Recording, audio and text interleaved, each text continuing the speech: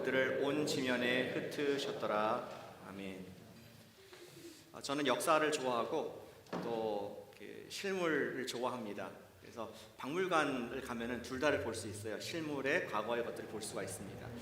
세상에서 이 세계에서 가장 유명한 박물관이라 하면은 제 주관적인 생각에 미국의 스미소니언도 굉장히 위대하고 훌륭하지만 저는 영국의 런던 대영 박물관이 가장 가성비가 좋지 않을까 생각이 들었습니다. 요즘 쓰는 말로 갔을 때에 한꺼번에 많은 역사를 또 진품을 볼 수 있는 그러한 곳입니다. 예전에 작년에 갔을 때에 거기에 진품이 많더라고요.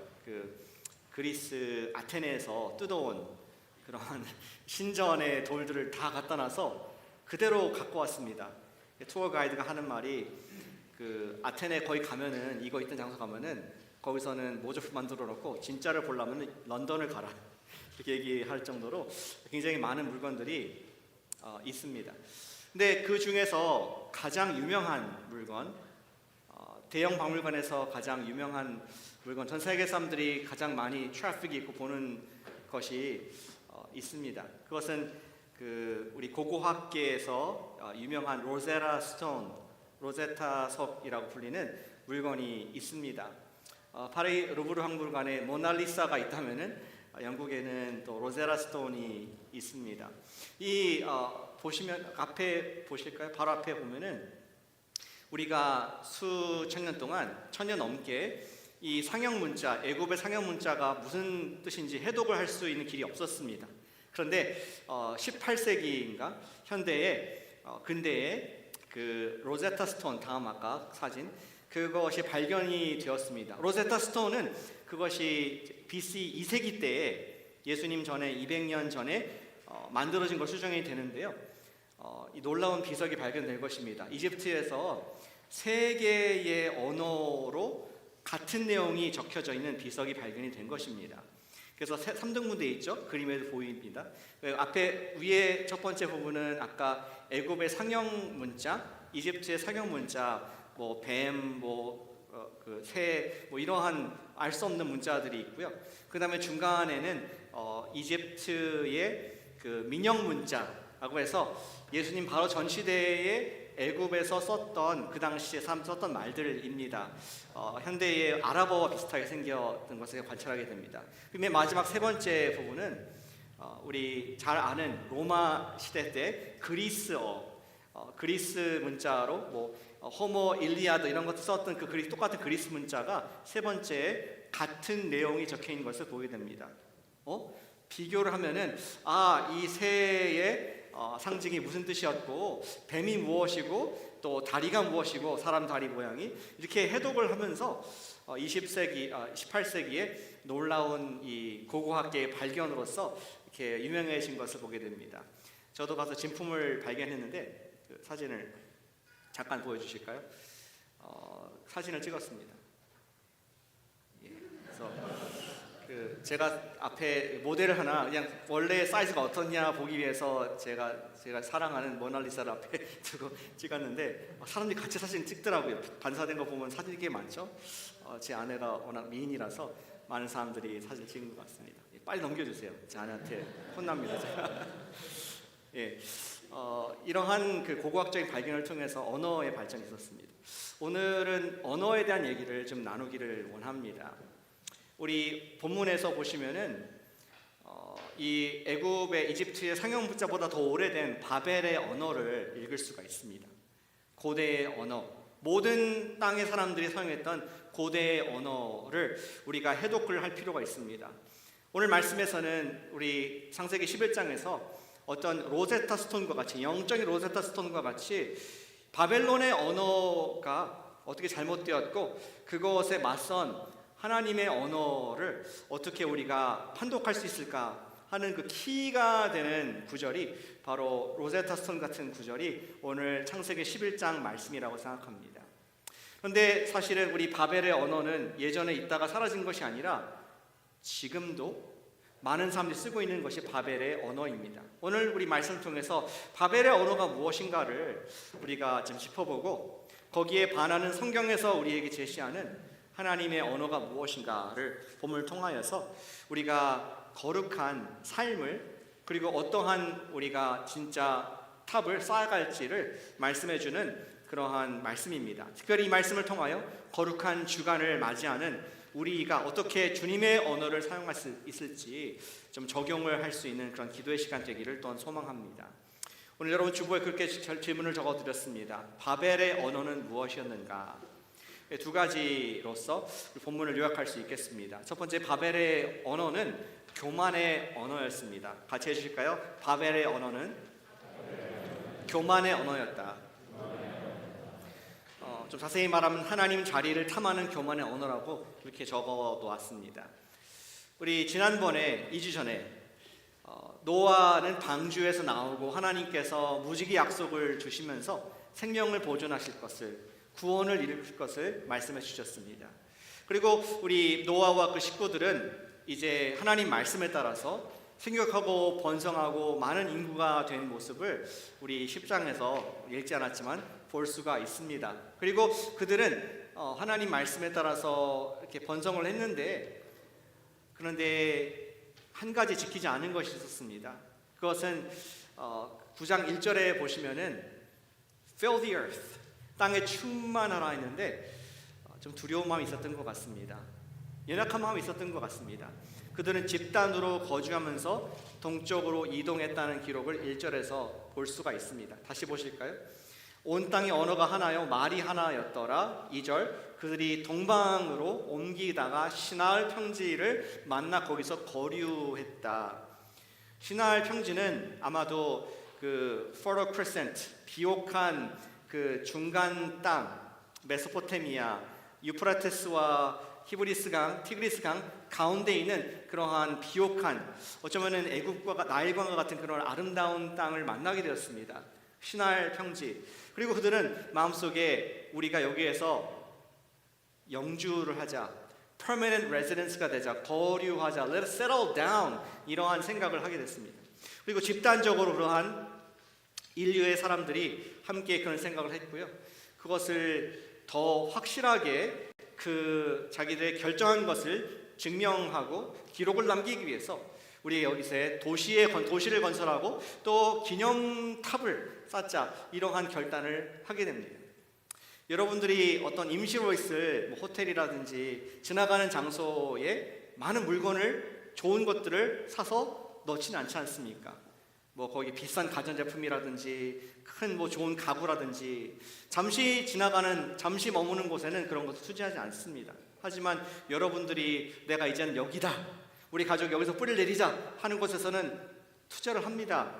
좋은 가구, 오래 쓸 제품들, 또 집을 레노베이션하고 거기에 좋은 것을 투자를 합니다.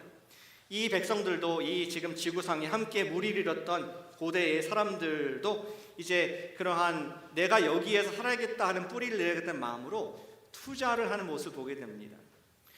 우리 3절에 보니까 이렇게 고백을 하죠. 서로 말하되 자, 벽돌을 만들어 견고히 굽자. 단순히 돌을 쌓아서 기념탑을 쌓는 것 정도가 아니라 아예 그냥 manufacture, 가공을 하자, 열을 가하고 기술을 가하고 또 제조를 해서 이왕이면 좋은 재료로 무너지지 않을 벽돌을 굽자, 이러한 프로젝트를 진행을 하게 됩니다. 여러분들 북가주의 해변에 가면은 사람들이 돌을 쌓아놓잖아요. 자기가 왔다 갔다 하고 돌을 쌓는 경우가 있는데, 그런 정도가 아니라 permanently 우리가 견고한 성을 건설하기 위해서 벽돌을 굽자. 그리고 그것을 연결하는 자리로서 말라 없어질 진흙 정도가 아니라 시멘트를 발라서 견고하게 높게 쌓자. 이러한 많은 사람들이 관계되고 많은 재정이 투자되는 그러한 결정을 내리게 됩니다. 그리고 그들이 하는 목적을 우리 4절에서 볼 수 있습니다. 그들은 건설하여서 그 탑 꼭대기를 하늘에 닿게 하여 우리 이름을 내고 온 지면에 흩어짐을 면하자 하였더니. 하늘에 닿게 하자. 하늘에 닿을 수가 없겠죠. 물론 비유적인 표현입니다.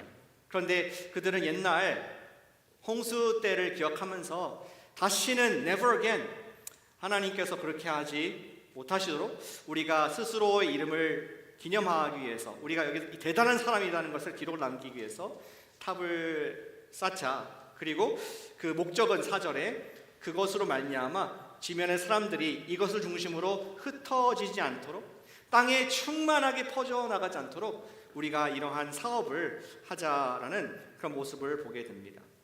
바벨의 언어는 무엇이었습니까? 여기까지 봤을 때 바벨의 언어는 너무나 자명했습니다. 그것은 홍수 이후 시대에 온 인류가 사용했던 똑같은 언어, 모두가 공감하는 그 언어였는데, 그것은 교만, 하나님과 같이 높아지고자 하는 교만의 언어를 그들은 공통어로 쓴 것을 보게 됩니다. 하나님께서 아셨을 것 같습니다. 지금 인류를 청소를 했고 방주 이후에 새로운 인류를 만들었지만, 사람들이 번성함에 따라서 우리 창세기 3장에서 보았던 그 반역의 죄, 창세기 6장 방주 사건을 있게 했던 그 집단적인 어떤 성적인 범죄가 다시 한번 사람들 마음속에 드러나면서 이제 교만의 마음으로 이 죄가 번져가는 것을 보게 됩니다. 교만이 무엇일까요? 다 알잖아요. 교만이 무엇인지 아는데 제가 성경사전을 찾아봤습니다. 성경사전에 이르기를 교만이란 스스로에 대한 지나친 자부심으로 자랑하고 또 건방진 모습이 교만이다. 스스로에 대한 지나친 자부심에서 비롯된 자랑과 건방짐, 이런 표현을 쓰고 있습니다. 뭐 대단한 정의는 아닙니다. 근데 좀 주목하고 싶은 것은 교만이라는 것이 지나친 어떠한 자부심에서 나왔다는 것을 보기 원합니다. 무엇에 지나쳤습니까? 객관적인 현실보다 더 부풀려서 지나치게 자신감, 사실은 그게 아닌데 크게 만들어서 이야기해서 누군가에게 나의 권위를, 나의 주장을 관철시키고자 하는 그러한 모습이 교만이라고 얘기를 하고 있는 것입니다. 저는 지나친 자신감이라고 했을 때 한 동물이 생각이 났습니다. 그 동물은 사진을 보여주실까요? 화가 나면은 뭐 이렇게 몸이 커지는 보고가 생각이 났습니다. blowfish. 사실은 요만한데 어떠한 자기 위협이 되는 일이 있거나 자기의 뜻을 관철시키기 위해서 이렇게 커지는, 지나치게 자기 자신을 자랑하는 그러한 괴상한 모습을 하고 있는 것이 바로 교만이라는 생각을 갖게 됩니다. 오늘 본문에서 됐습니다. 인류는 교만한 언어를 지금 하고 있습니다. 4절에 다시 보니까 탑 꼭대기를 하늘에 닿게 하여 우리의 이름을 내자. 하나님의 위치까지 우리가 올라갈 수 있다라고 지나친 자신감을 가지고 교만의 모습을 보이는 것을 보게 됩니다. 바벨의 언어는 무엇입니까? 하나님의 자리를 탐하는 교만의 마음이 바로 이 바벨의 언어인 것을 보게 됩니다. 요즘 세상에서도 이러한 바벨의 언어를 쓰는 우리 문화를 쉽게 볼 수가 있습니다. 우리 가스펠 라이프 오늘 과에 보시면은 그러한 저자가 얘기를 좀 하는데 공감이 되었습니다. 우리 세상 문화의 최첨단, 여러분들이 따라갈 수 없는 정말 최첨단의 최첨단, 여러분들 자녀도 못 따라갈 만한 최첨단의 그 트렌드와 문화를 누가 선도하느냐? 아마도 나라를 불문하고 다 똑같이 광고가 주도하지 않을까 생각합니다. 왜냐하면 광고는 돈을 벌기 위한 목적으로 사람들의 마음을 빼앗고 사람들의 지갑을 열게 하기 위한 놀라운 이 캐치프레이즈를 잘 만들어내는 그러한 문구들이 많이 있습니다. 그 중에 한 가지가 우리 왕관 모양의 아이콘을 가진 우리 햄버거 회사가 있지 않습니까? 거기에서 그런 광고 카피를 합니다. Have it your way. 당신이 원하는 대로 가지세요. 또 최근엔 그렇게 말하죠. You rule. 당신이 통치자입니다. 우린 스스로 알죠. 무슨 가짜 왕관 만들어 놓고 당신 통치자야. 뭐 네 마음대로 해. 그런데 it sounds good. 그리고 내 마음에 저거가 맞는 말 같고 또 저걸 먹으면은 내가 그러한 삶이 될 것 같은 그러한 착각을 일으키는 것이 우리 광고의 마술이 아니겠습니까? 세대는 그런 메시지를 우리에게 주고 있는데 그것에 우리가 또 훅이 되는 이유는 무엇이냐? 우리 가운데도 우리 마음 깊숙이에도 바벨의 언어가 있기 때문입니다. 그것을 자극하는 것입니다. 당신이 하나님과 같은 위치에 있고 싶은 교만. I'm in control. 당신이 통치자이고 당신이 주권자입니다. 당신 마음대로 할 수 있습니다. 라는 메시지를 듣기 원하는 우리 육의 바벨의 언어, 우리 원시의 인류가 사용했던 그 언어가 여전히 잔재가 남아있다는 것을 우리 멀리 보지 않더라도 마음에서 발견을 하게 됩니다. 그리고 우리도 모르게 그러한 마음이 바벨의 원시 언어가 튀어나올 때가 있죠. 목사님, 저는 교양 있고 잘 배운 사람이라서 내가 하나님입니다, 내가 마음대로 할 수 있습니다 라고 말하지는 않을 겁니다. 아마 우리 교인들 다 점잖으시고 저도 그래서 그렇게 하지는 않겠지만, 은근히 어쩌면은 있는 것보다 다시를 좀 부풀려 가지고 어떤 뜻을 관철시키고자 하는 과장이라든지, 또 높아진 당신보다 낫습니다라고 어떠한 단어나 이미지를 통해서 표현하는 우리의 모습들이 있다면은 그것은 바벨의 언어를 사용하는 우리의 모습일 수 있습니다. Again, 보고와 같이 사실은 아닌데 좀 크게 말을 해가지고 나의 권위를 높이는 그런 모습이 될 수가 있다는 것입니다. 그런데 우리 보고를 드시는 분들은 아시겠지만, 보고를 잘못 먹으면은 독이 있습니다. 죽습니다. 아주 무섭습니다. 마찬가지로 이런 교만의 말을 계속하다 보면은 독이 있습니다. 교만의 언어를 지속적으로 사용하면은 하나님의 대적자, 하나님께서는 교만한 자를 대적하신다 그랬는데 대적자가 되어서 사망에 이르게 될 수도 있습니다. 그렇다면 우리가 추구할 언어는 무엇입니까? 왜 성경은 이 스토리를 우리에게 얘기해주고 있습니까? 우리가 추구할 언어는 바로 이 성경의 핵심 주제인, 쭉 읽어서 주님께서 하고 싶은 말씀인 우리 복음의 언어가 우리가 마음과 입술에 담아야 될 언어인 줄로 믿습니다. 보고가 아니라 복음의 언어가 우리의 마음속에, 삶속에 담겨 있기를 축복합니다. 복음은 예수님입니다. 아멘. 예수님께서 우리 마음의 주인을 차지할 때 내가 하나님과 같이 높아지리라가 아니라 예수님께서 나의 마음의 보좌의 왕좌를 딱 차지하실 때에 우리의 삶의 질서가 잡히고, 또 우리의 입술에서 교만한 말이 아니라 복음의 언어가 나올 수 있을 줄로 믿습니다. 예수님께서는 이 세상에서 가장 높으신 분이셨습니다. 객관적으로 모든 만물 위에 뛰어나신 그러한 하나님의 아들이십니다. 그런데 예수님은 낮아지셔서 예루살렘에 입성할 때 나귀를 타고 들어오셨습니다.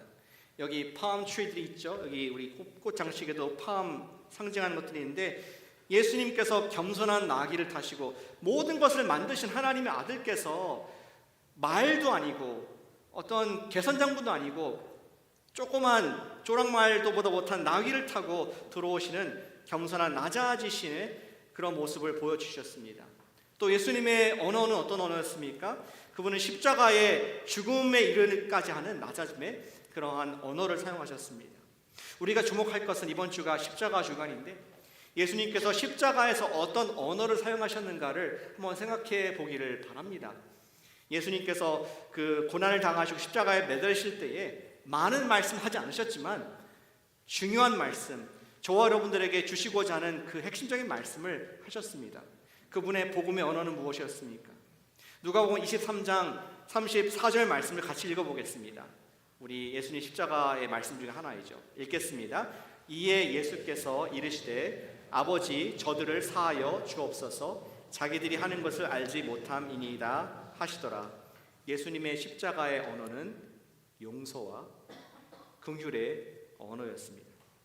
사람들이 하나님의 위치에 있어서 예수님을 마음대로 판단하고 심지어 하나님의 아들을 십자가에 처형시키는, 죄인으로서 처형시키는 그러한 교만함을 냈습니다.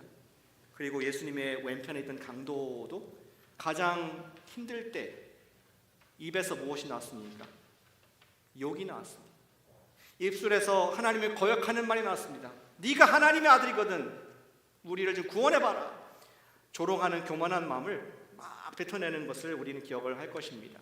그러나 예수님께서는 가장 낮은 위치에서 십자가에서 용서와 긍휼의 언어를 사용하셨다는 것을 우리가 이번 주에 주목을 하고 있습니다.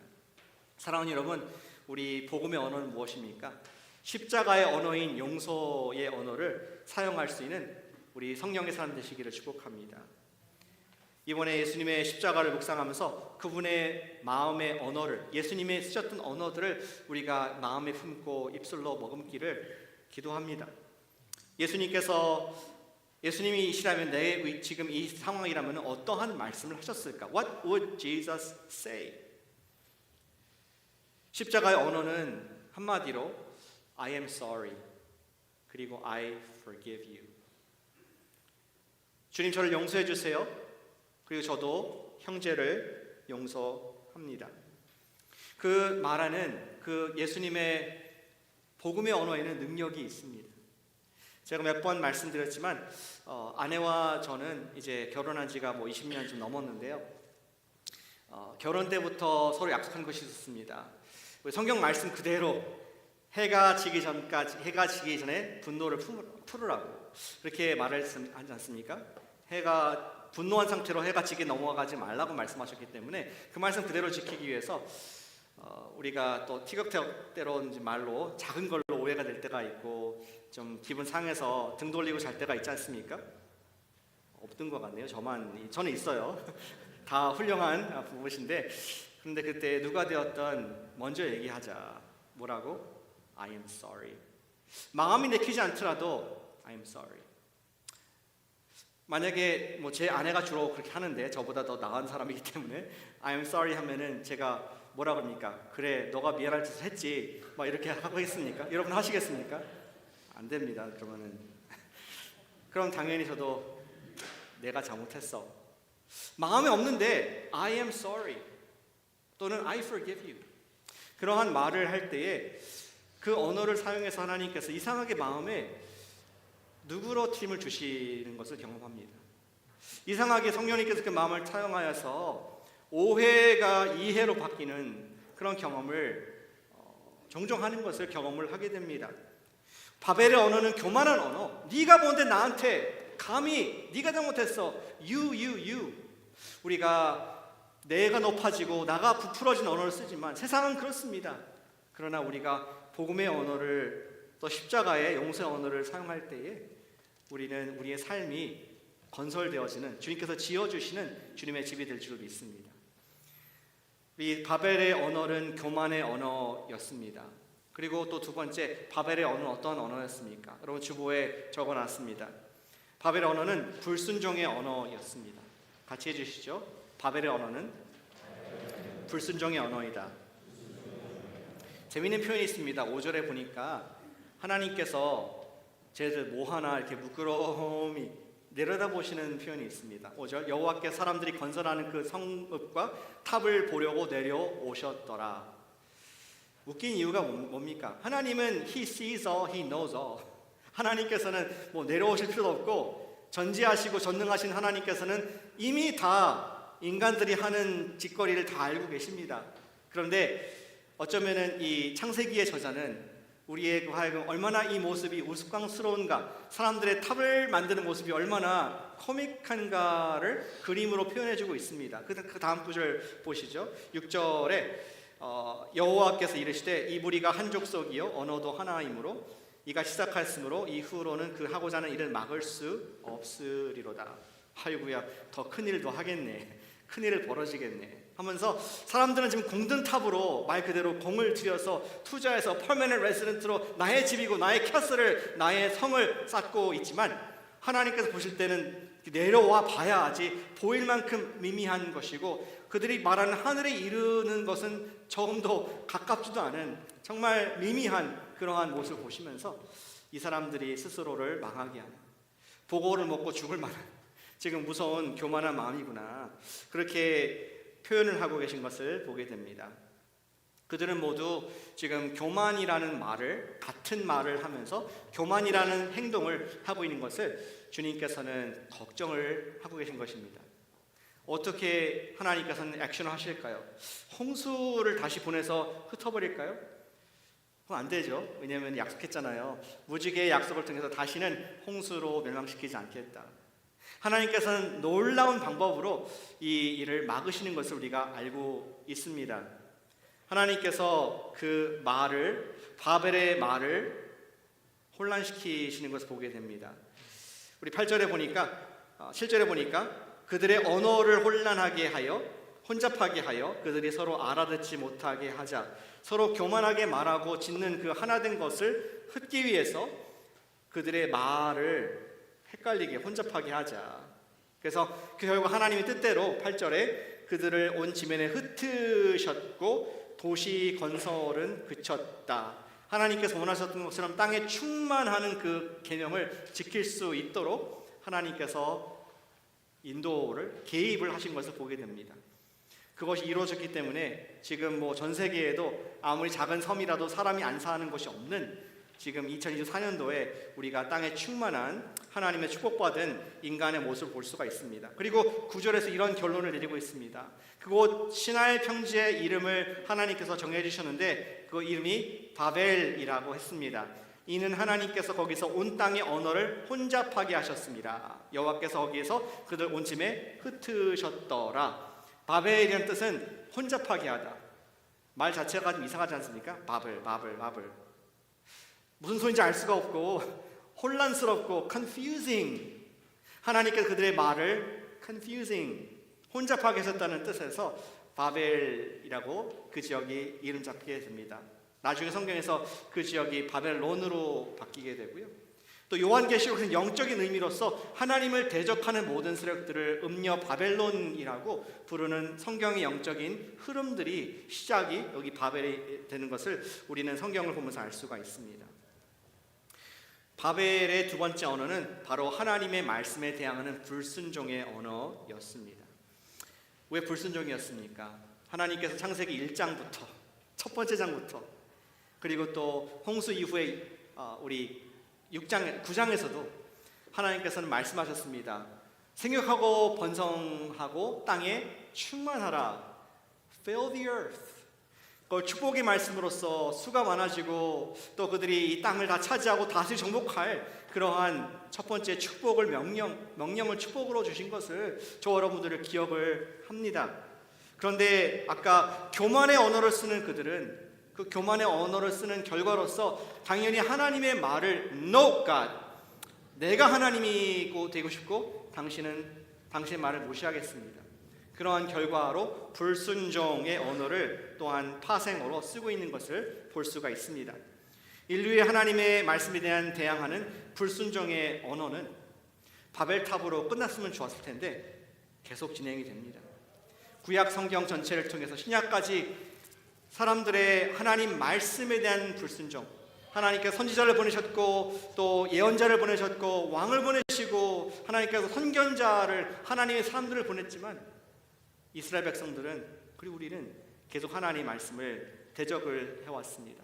그러다가 하나님께서 당신의 하나밖에 없는 아들을, 포도원 주인이 포도원의 아들을 보내셨을 때 궁극적으로 인류는, 유대인들은 그리고 우리는 하나님의 아들 로고스이신 성육신하신 말씀이 육신이 되어 우리 간에 거하시는 그분을 믿지 않고 거부하는 그러한 십자가 처형의 현장까지 우리 인류가 모두 함께 갔다는 것을 이번 주가 우리에게 말씀해 주고 있습니다.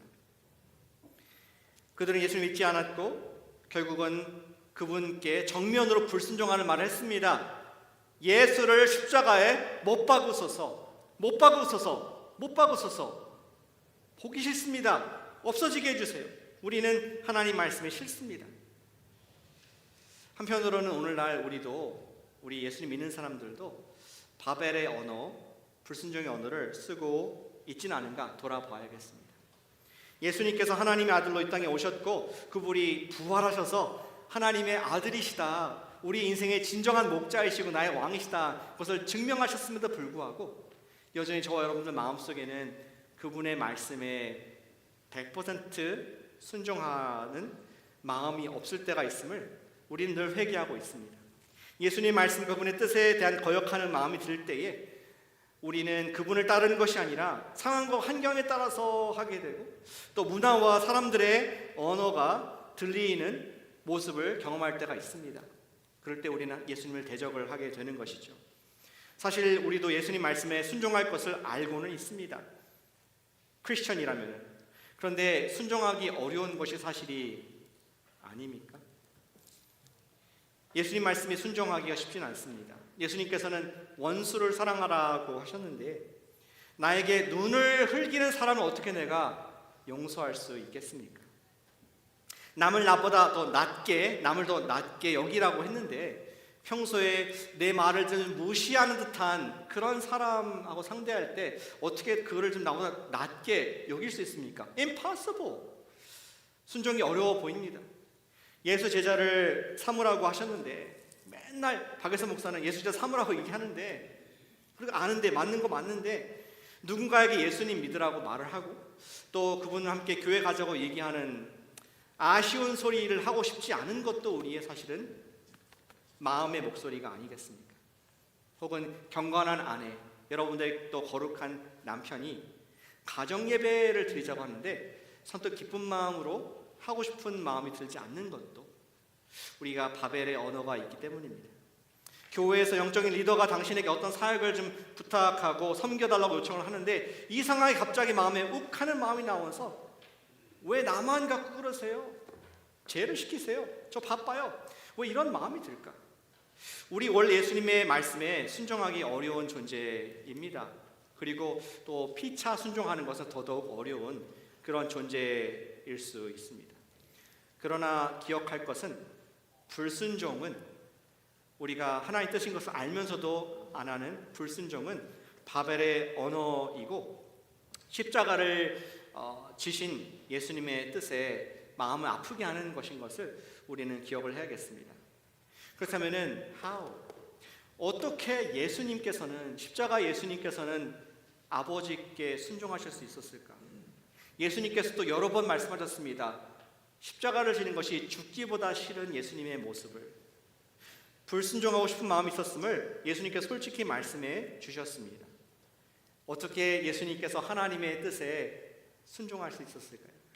그 답은 매우 간단합니다. 순종의 언어인 기도의 언어를 사용할 때에 우리는 순종할 수 있습니다. 아멘이십니까? 순종의 언어는 기도의 언어입니다. 같이 해보실까요? 순종의 언어는 기도의 언어이다.